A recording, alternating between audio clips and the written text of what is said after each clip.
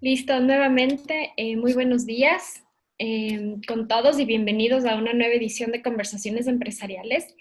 Mi nombre es Gabriela Bustamante, yo soy gerente comercial empresarial en Saludza y para nuestra empresa es un placer poder conversar el día de hoy acerca de un tema que es de muchísima relevancia para las empresas, que es cómo manejar el COVID dentro del programa de salud ocupacional, ahora que ya muchas empresas han retomado y han iniciado operaciones y actividades como tal. El día de hoy nos acompañan dos expertos para conversar acerca de este tema.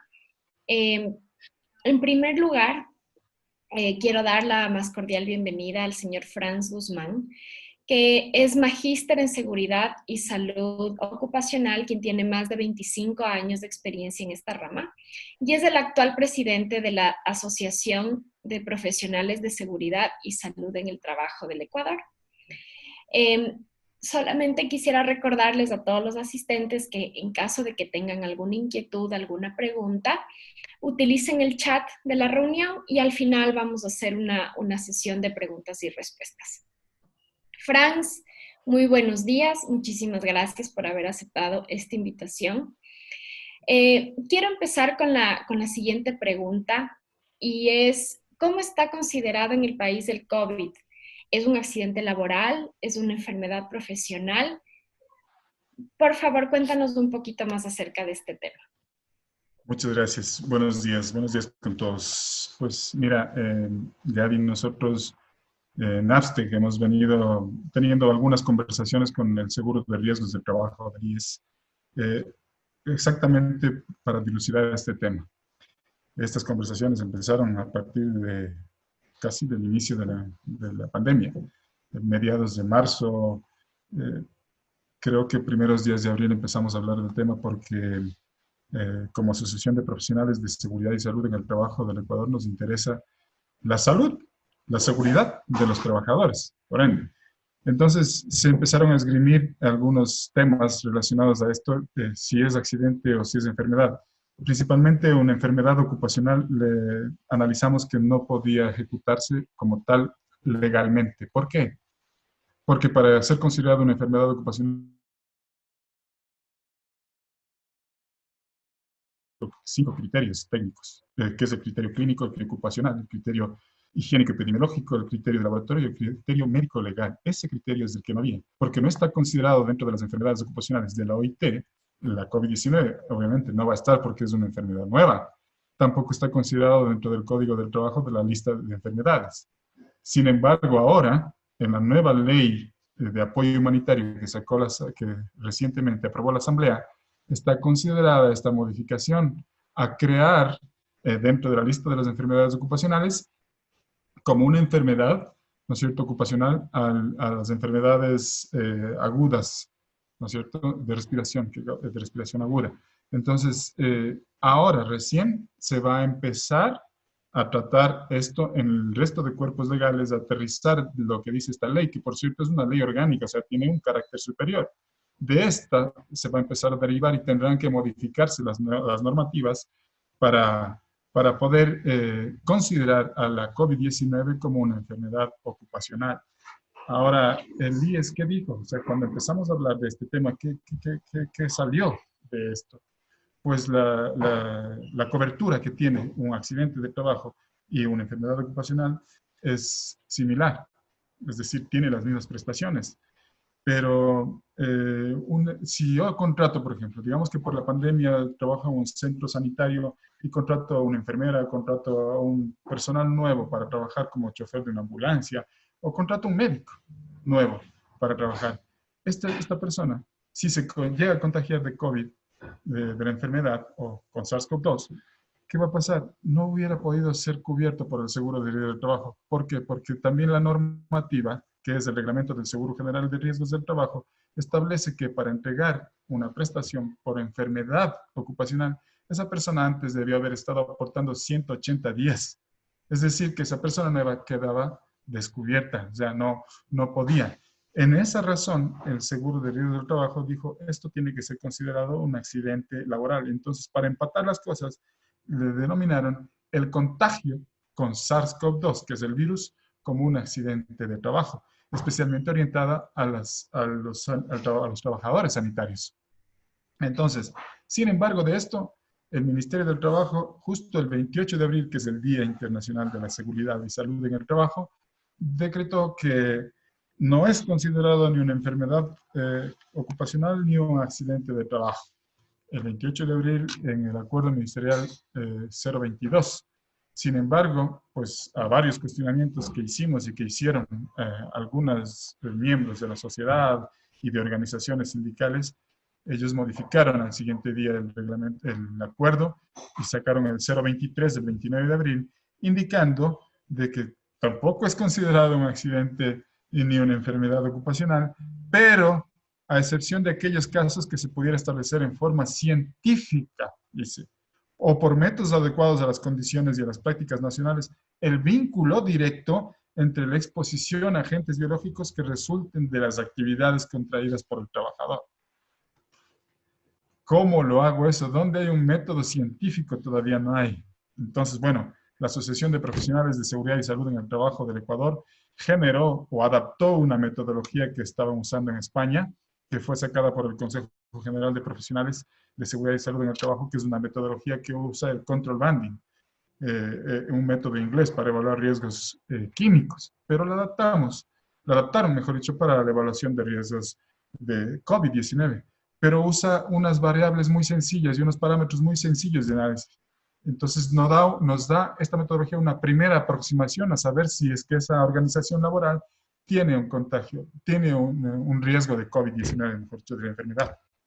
Entonces, ya tenemos una herramienta para hacer una aproximación, para decir si esta organización tiene riesgo. Entonces, ahí lo más importante de esta herramienta son el método que usa para generar las acciones de control, los controles, eso es lo importante. Entonces está muy aterrizada así para el personal médico, claro, porque ellos son los principalmente sujetos de protección, en este caso, porque están expuestos el personal sanitario, todos de manera general, no solo los médicos, todos de manera general, los trabajadores de los hospitales, de las casas de salud. Entonces, ahora el ministerio ya flexibilizó el 29 de abril, ¿no es cierto?, con el acuerdo 023, que esta sí puede ser considerada una enfermedad, un accidente de trabajo, ¿no es cierto?, en base a la normativa, siempre y cuando se demuestre la relación causa-efecto que hay, ¿no es cierto? Es decir, que el contagio podría ser en la empresa. Y para eso, pues ya tenemos una herramienta. El Ministerio del Trabajo también sacó un instructivo donde establece una lista de chequeo, que es la lista de chequeo de la OSHA, de la Organización de Higiene y Salud Ocupacional de Estados Unidos, para poder aplicarse aquí en el Ecuador también. Entonces, hay estas dos metodologías sencillas, rápidas, buenas, fuertes, para poder determinar si esta organización está sujeta a riesgos de COVID-19. Entonces, eso más o menos en un contexto general podríamos decir de la pregunta si es considerada un accidente o una enfermedad profesional. Ojo, que hay otros países como España. España la declaró como un accidente de trabajo. Colombia como una enfermedad ocupacional. Y así hay algunos países que se han ido sumando, porque siempre por precautelar la seguridad y la salud del trabajador. Recordemos que hay aquí una relación directa, ojo, hay una relación directa con la seguridad y la salud del trabajador, sí, y la productividad de la empresa. Una empresa productiva siempre va a tener trabajadores sanos, seguros, saludables. Eso le garantiza a la empresa cumplir sus indicadores de gestión. Entonces, contar con trabajadores sanos, seguros y saludables va a garantizar a la empresa, a la organización, tener unos niveles de producción altos que lleguen a las cuotas esperadas, y también le va a garantizar al país. Pues si yo tengo empresas que estén produciendo, al menos ahora en esta época de pandemia, que lleguen a tener los indicadores de gestión, de calidad adecuados, será porque tengo una buena planta produciendo, segura, sana, saludable, y esto le va a representar al país salir adelante de esta crisis, mi querida Gabriela.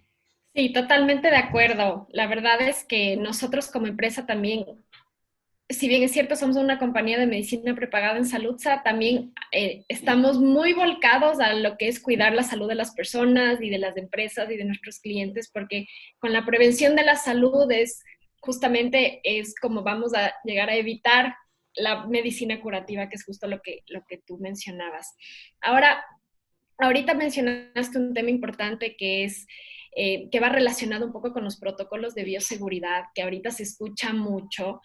Y sería interesante que tú nos cuentes cuál debería ser la responsabilidad, digamos, del empleador ante todo este tema de los protocolos de bioseguridad eh, al empleado. ¿Cuánto una empresa debe involucrarse en este tema? ¿Mucho, poco? ¿Llegar hasta las casas o necesariamente en el espacio del trabajo? ¿Cuál sería tu apreciación en ese punto? Pues muy interesante tu pregunta porque el involucramiento del empresario debe ser el 100%.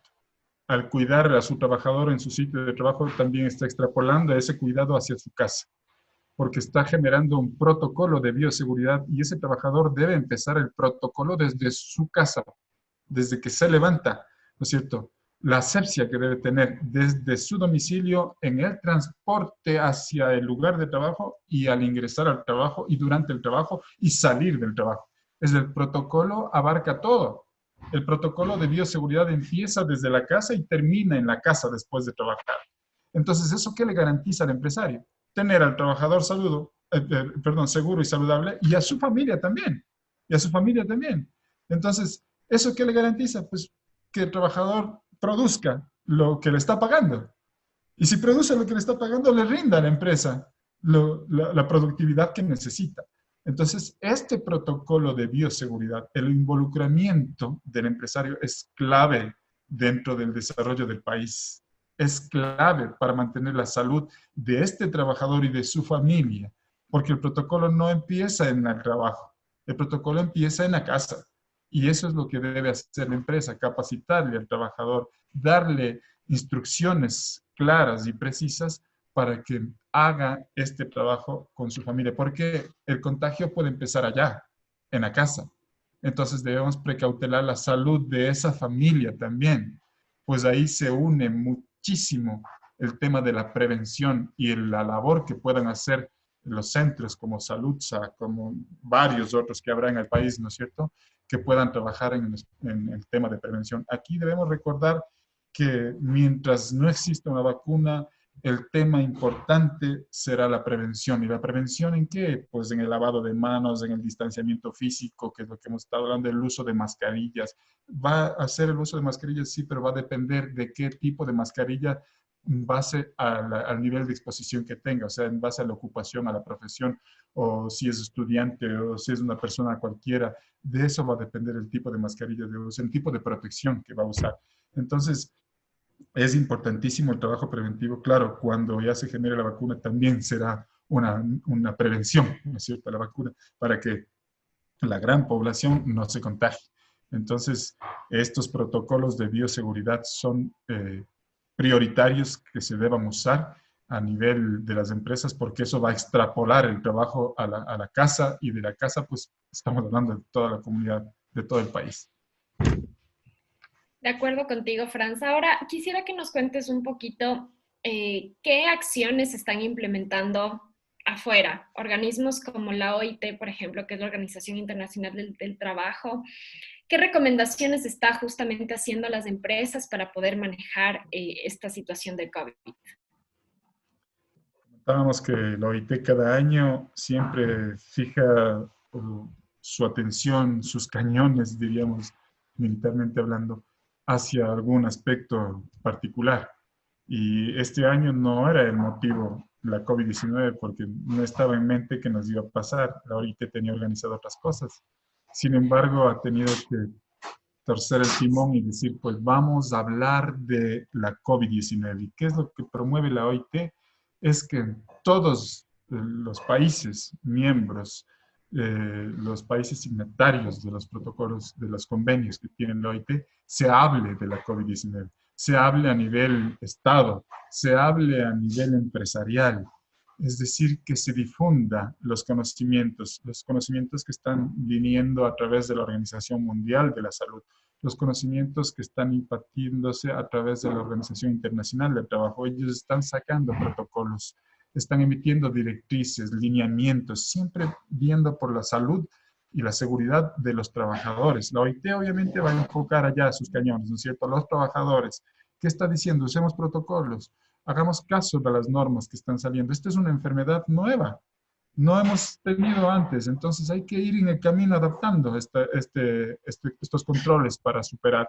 La OIT ha dicho que hablemos permanentemente, que desarrollemos esto que estamos haciendo ahora, es lo que dice la OIT que hagamos. Estos seminarios, estos conversatorios, estos congresos para hablar de los riesgos que conlleva, para hablar de las estadísticas, para hablar de los muertos, claro, ocasionados por la pandemia, porque hay que ver allá, porque tiene que darnos miedo eso, tenemos que hacer conciencia de que esta enfermedad causa muertes, que todavía no encontramos la cura.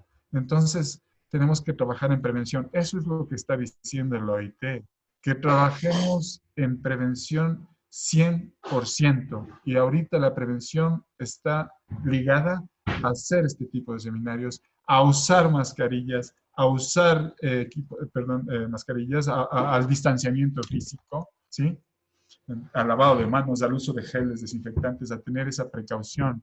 Recordemos siempre que nosotros tenemos la costumbre de tocarnos la cara, evitemos eso, lavémonos permanentemente las manos. Eso es lo que dice la OIT de manera general.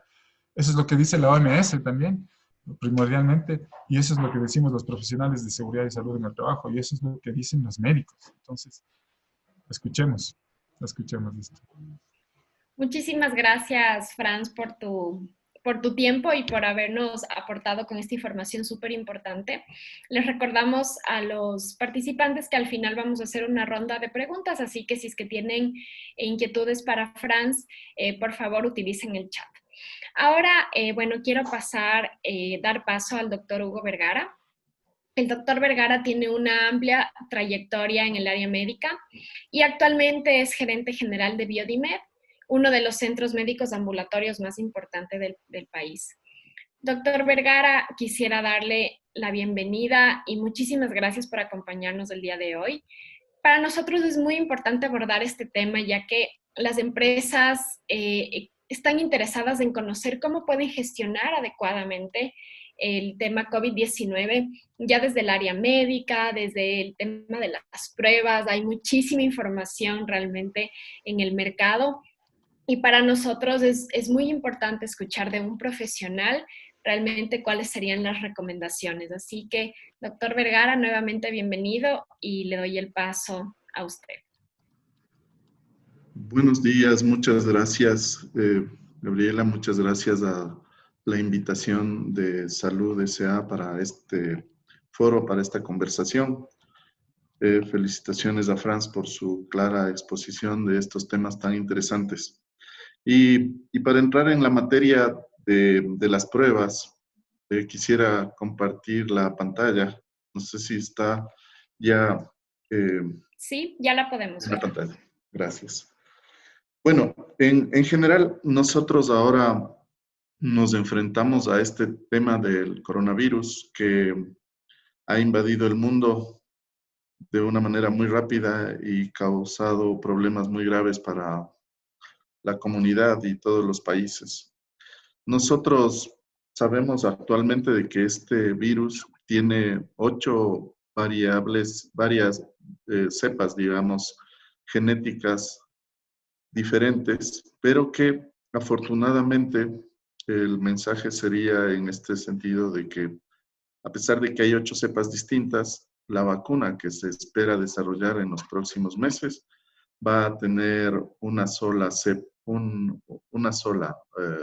puesto que comparten muchas características comunes, entonces no va a ser tan complicado desde esa perspectiva desarrollar la vacuna. Hay afortunadamente bastante información reciente de que ya están haciendo pruebas, incluso en América Latina, en el Brasil. Escuché hace poco tiempo que ya el gobierno brasilero estaba haciendo una prueba en 5,000 personas gracias a un proyecto que tienen desarrollado desde hace muchos años de transferencia tecnológica, especialmente en inmunología y vacunas. Actualmente nuestro país está bastante complicado. Nosotros tenemos una fama internacional de que no se pudo manejar bien al inicio este tema. Actualmente la estadística sigue creciendo. En Quito nos hablan de de que somos ahora la ciudad que tiene más número de contagiados. Sin embargo, de eso yo quiero hacerles una referencia de una cifra estadística que es muy significativa y que esta cifra sí no tiene en general subregistros. La cifra de los fallecidos es la que prácticamente no se puede ocultar, ¿no es cierto? Esa cifra que está cercana a los 5.000 personas. En estadísticas internacionales se habla de que corresponde en esta enfermedad aproximadamente al 2% y por lo tanto es muy fácil pensar que deben haber realmente más de 250.000 personas infectadas en el país y de todas maneras habría un subregistro de los contagiados en este momento en el Ecuador. La referencia local es de que tenemos dos provincias muy afectadas, la del Guayas y Pichincha, que cada vez la provincia de Pichincha y Quito particularmente están mostrando cifras cada vez más crecientes de contagiados. Y bueno, todos hemos escuchado que esta enfermedad tiene una serie de síntomas. Sin embargo, quiero llamar la atención de que el 80% aproximadamente de las personas, de acuerdo a lo que se conoce por la estadística internacional, tienen síntomas de intensidad leve o moderada y se recuperan sin necesidad de hospitalización. Esto es un tema que en la práctica es bastante complicado porque muchos posibles contagiados que siguen contagiando a otras personas son asintomáticos o tienen síntomas muy leves que se pueden confundir con otra enfermedad. Entonces, estas personas deambulan y son las que generalmente van contagiando a otro. Hay la referencia en Europa de una persona que llegó a Italia y contagió a 3.000 personas. Justamente por esta situación de que hay personas que son asintomáticas, pero son portadores del virus y estas personas pueden contagiar a otros. A nivel empresarial, este es el problema. Este es realmente el que puede ocasionar un problema grave. Ahora que estamos conversando de las empresas y de la productividad, como bien lo mencionó Franz, es muy importante que las personas que retornan a la actividad laboral lo hagan de una manera segura y contribuyan en ese sentido a que las empresas sean en esta etapa más productivas como se requiere. Necesitamos reactivar la productividad, las empresas tienen que ponerse a funcionar en el máximo de su capacidad lo más pronto posible y eso requiere de personas que estén sanas y que puedan incorporarse de una manera segura a su actividad. Y también, obviamente, esto repercute, como decía también Franz, a nivel doméstico, en las familias y en la sociedad en general en su conjunto. Nosotros tenemos entonces, para poder lograr ese objetivo de llevar a las personas de una manera segura a las empresas, actualmente una forma de identificar a esas personas que son la serie de pruebas que están disponibles en el laboratorio clínico. Entendiendo de que ahora estamos conversando con algunas personas que trabajan en el área empresarial y que no necesariamente tienen el background médico, este es un resumen sencillo de lo que está disponible en el laboratorio clínico.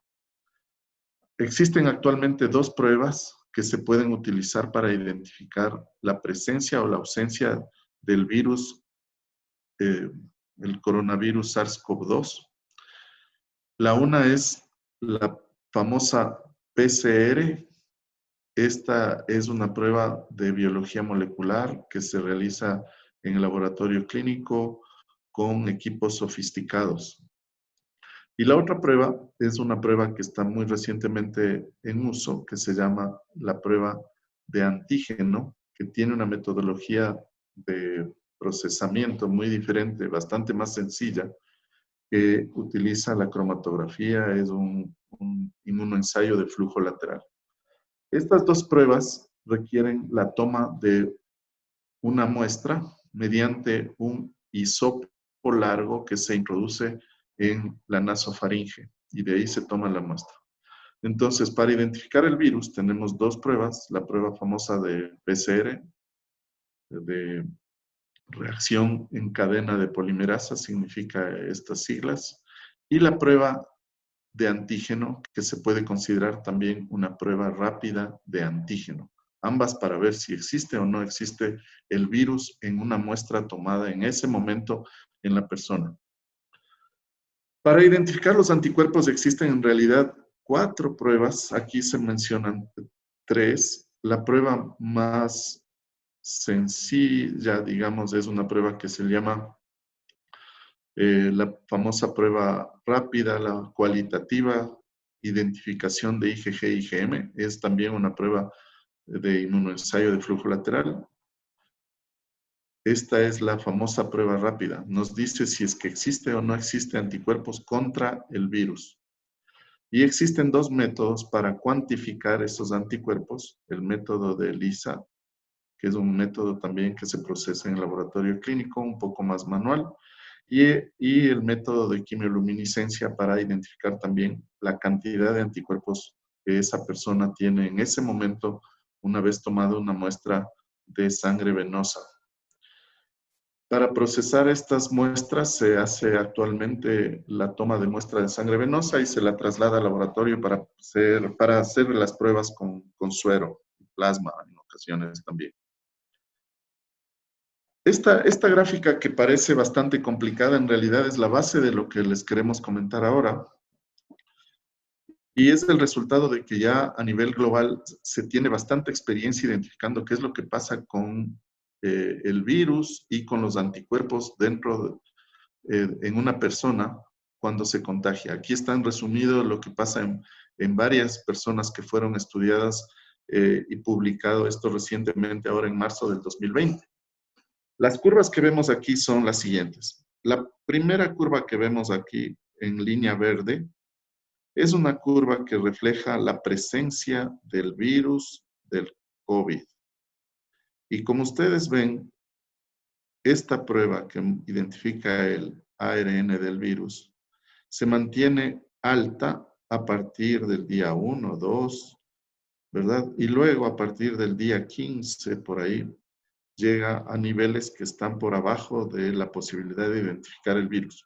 No es que ha desaparecido en la mayoría de las personas, sin embargo ya está en niveles que están por abajo de la posibilidad de identificar al virus. Esto significa, en otras palabras, que si queremos identificar el virus, deberíamos buscar o realizar una prueba en los periodos iniciales del contagio o de la sintomatología.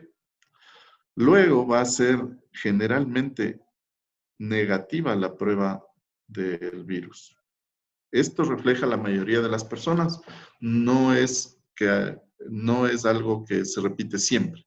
Hay personas, por ejemplo, que todavía, a pesar de haber transcurrido muchos meses, yo conozco personalmente el caso de una persona que tiene 3 meses, todavía tiene el virus presente en las muestras que se toman y eso es porque no ha podido eliminar todavía el virus. Pero esta es la curva que refleja la generalidad de las personas. En las primeras 2 semanas se puede identificar más fácilmente el virus, luego es más difícil. Por otro lado, los anticuerpos, cuando queremos ver las pruebas rápidas, esta línea roja muestra la suma de anticuerpos totales. Y ya se puede ver que si uno hace la prueba de anticuerpos totales a partir de la segunda semana, ya se pueden identificar niveles altos de estos anticuerpos y se podría identificar rápidamente la presencia o ausencia de estos en la sangre de un contagiado. Esta curva lila es la curva de la famosa IgM, que es un tipo de anticuerpos que en teoría se aparece cuando es la fase temprana de la infección y el organismo está desarrollando anticuerpos. Pero como se puede ver aquí, en esta publicación, esta curva muestra que la IgM se mantiene increciendo, ¿no es cierto?, aumentando los niveles, incluso en este periodo de la 4ª semana de la infección.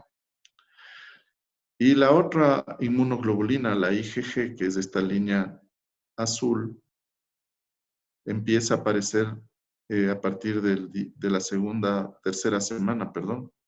finales de la segunda y tercera semana, y luego se mantiene en el tiempo.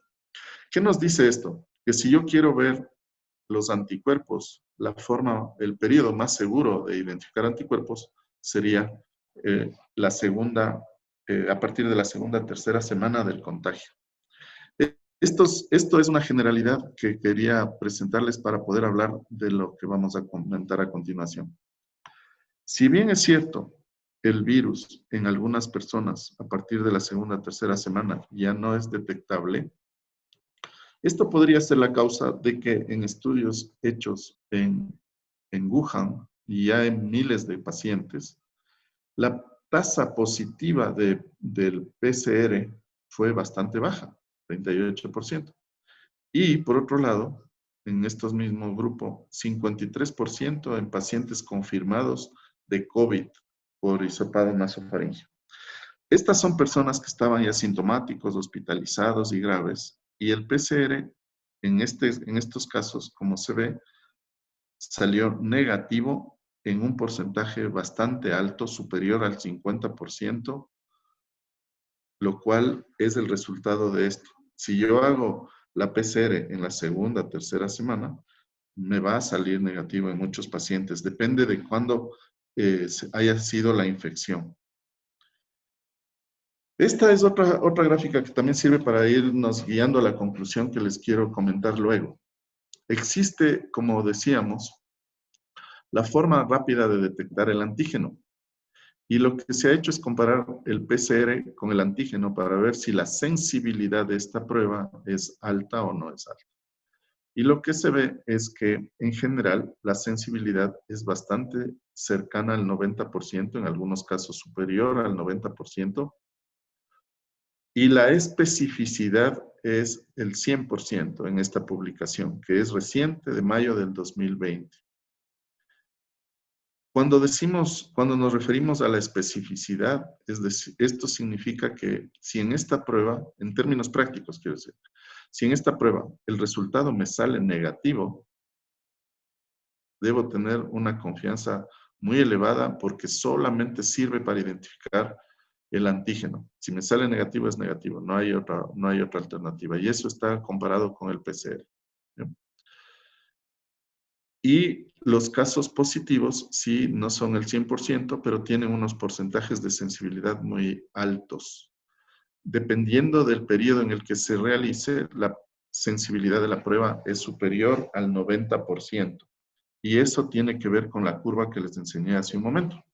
Si es que uno realiza la prueba en el periodo de las primeras 2 semanas, esta prueba va a salir con seguridad positiva, así como va a salir el PCR.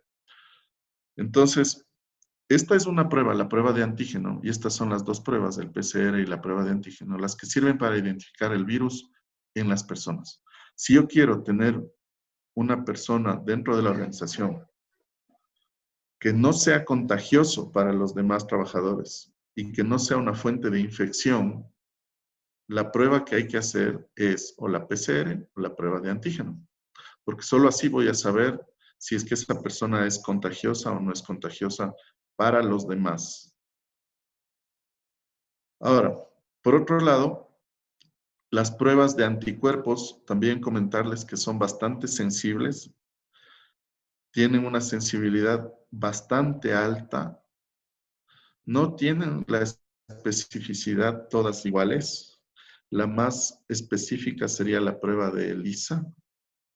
Y las otras, obviamente, también tienen, esta es la prueba rápida, un 95% de especificidad. Y todas son bastante sensibles cuando se utiliza en periodos de tiempo adecuados. Ahora, si es que por otro lado se compara la sensibilidad de los diferentes métodos, esta gráfica nos permite reforzar lo que hemos dicho. Los primeros días es muy sensible si nosotros hacemos pruebas para identificar el antígeno. Pero conforme pasa el tiempo, la sensibilidad de la prueba de PCR o la prueba de antígeno va bajando. Mientras que esto es al revés. Si yo quiero ver anticuerpos, al inicio las personas no tienen muchos anticuerpos y por lo tanto cualquier prueba que usemos va a ser en algunos casos no va a identificar el nivel bajo que tienen en ese momento, pero conforme pasa el tiempo, estas pruebas se vuelven muy sensibles, con cifras o porcentajes muy cercanos al 100%. Entonces, si nos acordamos de esto, en las primeras 2 semanas yo puedo identificar más fácilmente el virus y en las siguientes 2 semanas yo puedo identificar más fácilmente anticuerpos con las pruebas que están ahora disponibles. Entonces, lo que nosotros necesitamos es identificar a los pacientes que son contagiosos para ellos y para sus familias. Y entonces, la recomendación es, en los casos sospechosos, que ya vamos a ver cuáles son, se debería uno tratar de identificar las dos cosas, porque no sé en qué etapa está. Las personas no son honestas, ni ellos mismos saben exactamente cuándo se contagiaron. Entonces no podemos saber si se encuentra en las primeras etapas del contagio, porque muchos pueden haber sido asintomáticos o están en la segunda etapa de esta evolución de los marcadores de esta enfermedad. Entonces, ya que no sabemos con precisión en qué momento se encuentran estas personas, ni ellos mismos tienen muchas veces la claridad de cuándo se contagiaron, y muchos son asintomáticos, la recomendación en todos los casos sospechosos es hacer una prueba que nos permite identificar la presencia o ausencia del virus, que puede ser la PCR o la de antígeno, y también identificar la presencia o ausencia de anticuerpos. ¿Cuál es la recomendación en términos prácticos por la velocidad en la que uno puede tomar las decisiones? Es que se haga la prueba de antígeno y la prueba rápida de anticuerpos, porque las dos tienen los resultados en pocas horas. Y la empresa puede tomar una decisión de si mañana retorna al trabajo o tengo que esperar 72 o 14 horas, o 14 días, perdón, si es que la persona sale positiva. Entonces, o a veces también hemos visto que las empresas a veces para asegurarse les llevan a la persona 7 días a un hotel y le tienen tratando de aislar para que después de eso la persona pueda incorporarse a la actividad laboral para asegurarse de que no es contagioso. Pero luego esa persona vuelve a su casa y entonces está en un círculo y esos son gastos para las empresas. Estas dos pruebas les permiten tomar decisiones rápidas y con menor costo y con bastante seguridad, porque nos permiten cubrir los diferentes periodos. Esto siempre que se haga el mismo día, ¿no? Esta recomendación que está aquí, en términos generales, de identificar al mismo tiempo la presencia o ausencia del virus y al mismo tiempo la presencia o ausencia de anticuerpos, surge de esto y esta va a ser la recomendación y ya es la recomendación de las sociedades de infectología a nivel internacional. Nosotros hemos también conversado con algunas empresas y existe una serie de algoritmos que reflejan lo que puede ser algo sugerido para un retorno seguro a las actividades laborales. Y creo que todas las empresas están haciendo algo parecido, que es identificar el riesgo, si es que ha tenido en ese momento o en los últimos 14 días síntomas, los síntomas asociados con la enfermedad, la tos seca, la fiebre, etcétera, y si ha estado o no ha estado expuesto a un riesgo por contagio con alguna persona que ya fue identificada como COVID o un familiar, alguna persona que estaba con diagnóstico positivo de la enfermedad. Si es que no ha tenido síntomas en los últimos 14 días, no ha estado expuesto al riesgo, entonces a esa persona se le podría hacer con bastante más seguridad y pensando en los aspectos económicos, solamente una prueba rápida de anticuerpos para identificar si estuvo o no, desarrolló o no anticuerpos. Si le sale negativa, esto ya le permite recuperar la actividad laboral, mantener lo que decía Franz y que son las recomendaciones de diferentes organizaciones, que es el distanciamiento social, el uso de la mascarilla, el lavado de manos, etc. Pero si le sale cualquiera de estos anticuerpos positivos, necesariamente hay que validar si es que esta persona tiene o no tiene en ese momento el virus, porque estuvo en contacto ya y por eso desarrolló anticuerpos.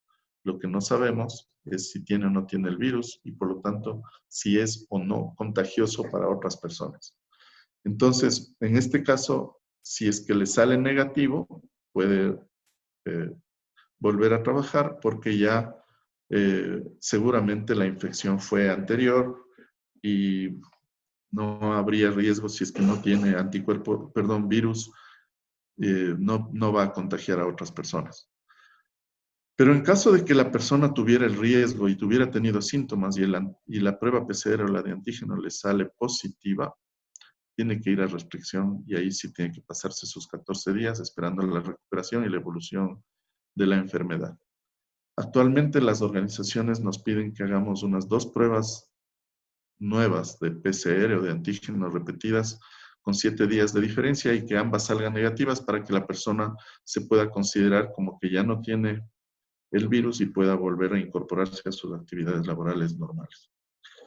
Eso en general es lo que les quería comentar, partiendo de esta recomendación de que debido a que actualmente, en base a la información disponible y a que sabemos ya por la experiencia que las personas no saben exactamente cuándo se contagiaron, muchos son asintomáticos, la mejor recomendación en los casos potencialmente sospechosos es partir de hacer las 2 pruebas al mismo tiempo.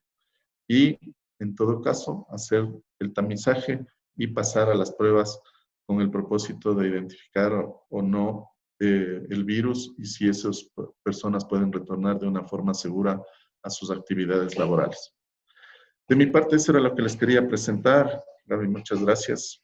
Gracias, doctor. Realmente la explicación estuvo muy clara y creo que ha solventado muchísimas dudas de todos los participantes. Tenemos algunas inquietudes. Voy a empezar primero con las inquietudes para Franz, ¿sí? Franz, tengo aquí unas preguntas específicas. ¿Cómo manejar para sectores artesanales, ¿sí? Donde no hay protocolos definidos específicos para todo el tema del manejo de protocolos de bioseguridad, etcétera? Hay una pregunta específica del sector pesquero y tal vez alguna bibliografía que lo puedas recomendar, ya que en el tema industrial obviamente está muchísimo mejor definido. Sí, gracias por la pregunta. Ya me parece que yo ya les contesté por interno a las preguntas relacionadas conmigo, pero sin embargo, vale hacerlo aquí verbalmente.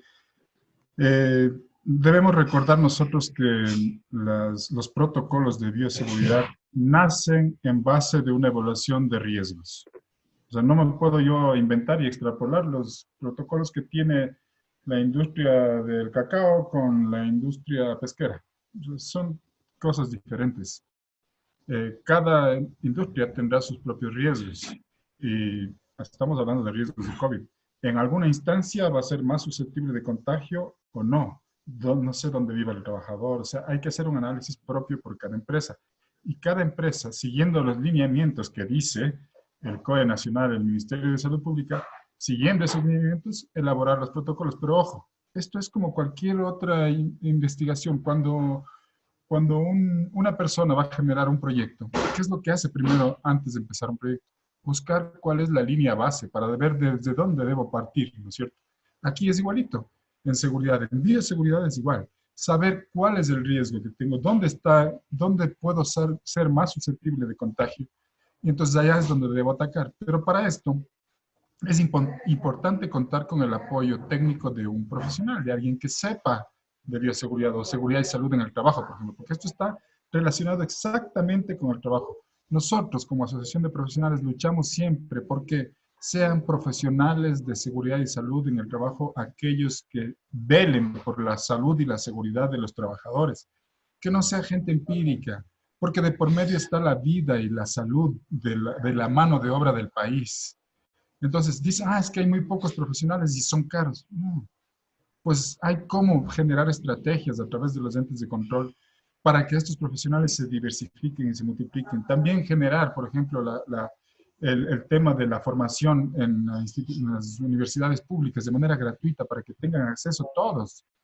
Nosotros hemos propuesto un proyecto de ley donde está la decisión ahí para que sean profesionales los que se hagan cargo de la seguridad y salud de los trabajadores, pero no es que se les está quitando el trabajo a los que ya están haciendo ahorita, les está diciendo, les vamos a dar 5 años para que estudien, para que se formen, y las escuelas y las universidades públicas deben abrir la posibilidad, creen las carreras para que esta gente se forme ahí, redundando de forma formal, redundando nuevamente, ¿no es cierto? O sea, formalicen sus estudios.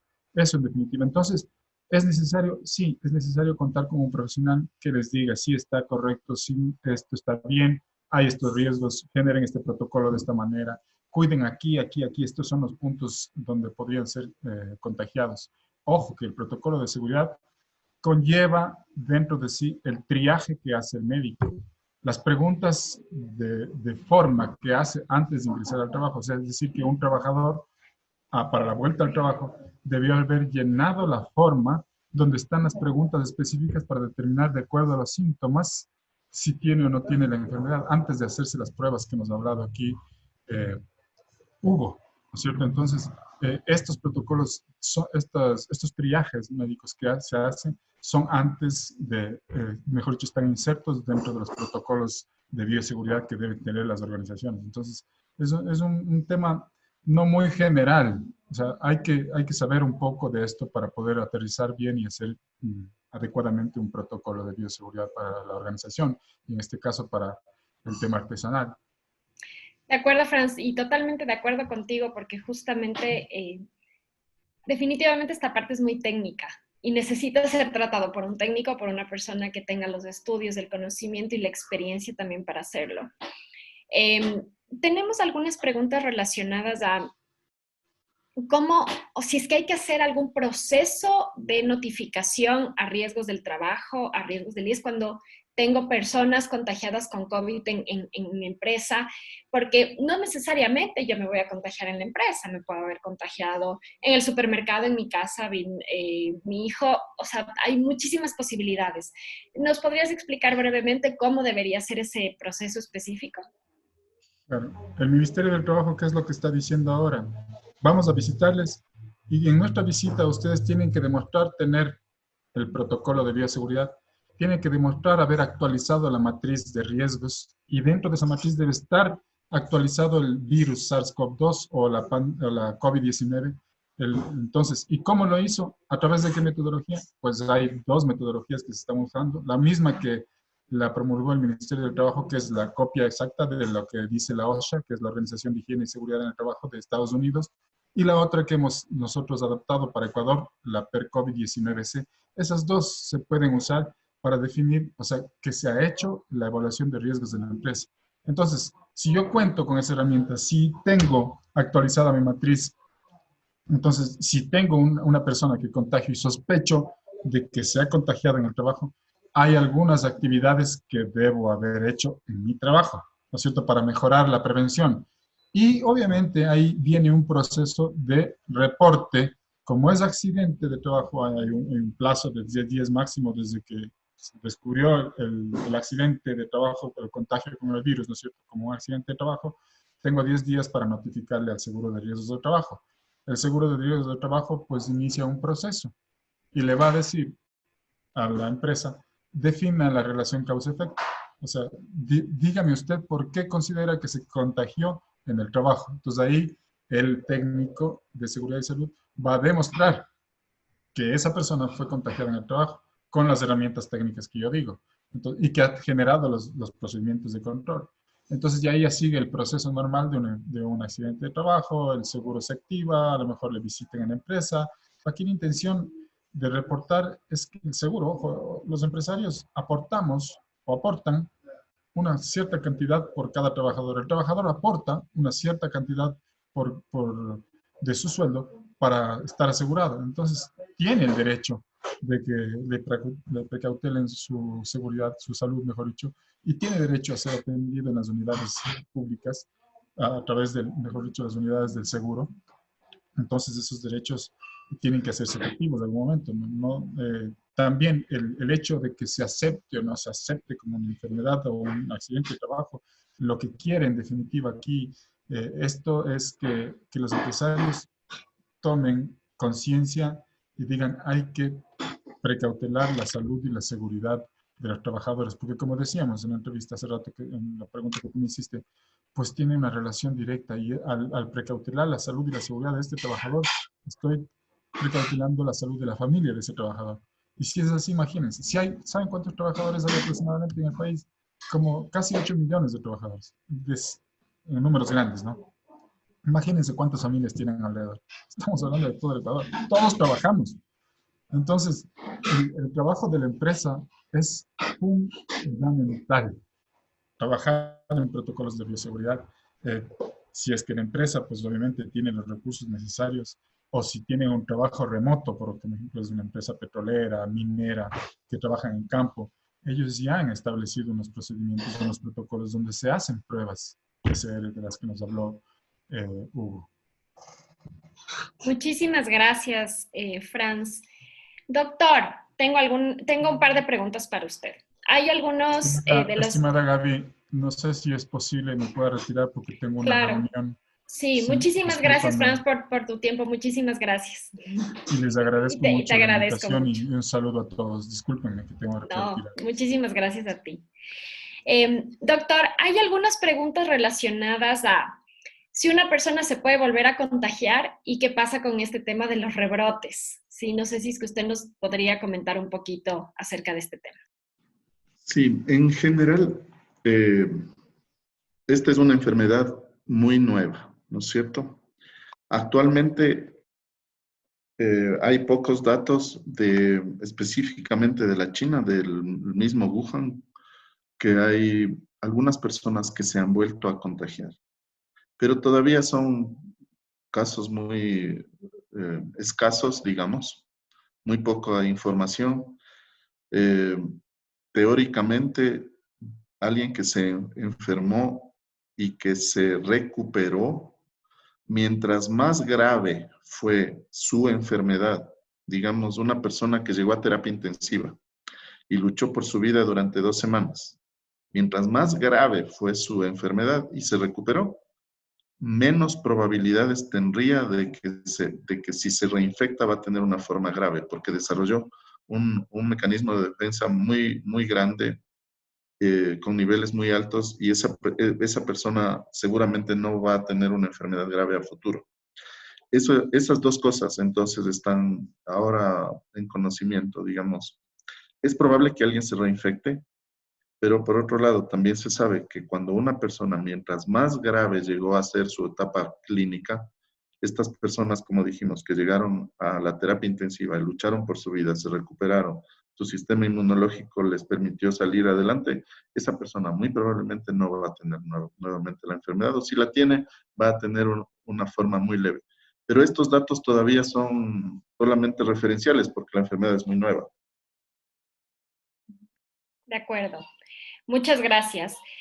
Tengo aquí una pregunta un poquito técnica. Si una persona tiene resultados negativos de una prueba de anticuerpos, pero se nota una variación en la IgG más o menos en el transcurso de un mes, es decir, tuvo 0.07 en junio y subió a 0.43 en julio. ¿Qué significaría? ¿Cuál sería la interpretación que podríamos dar?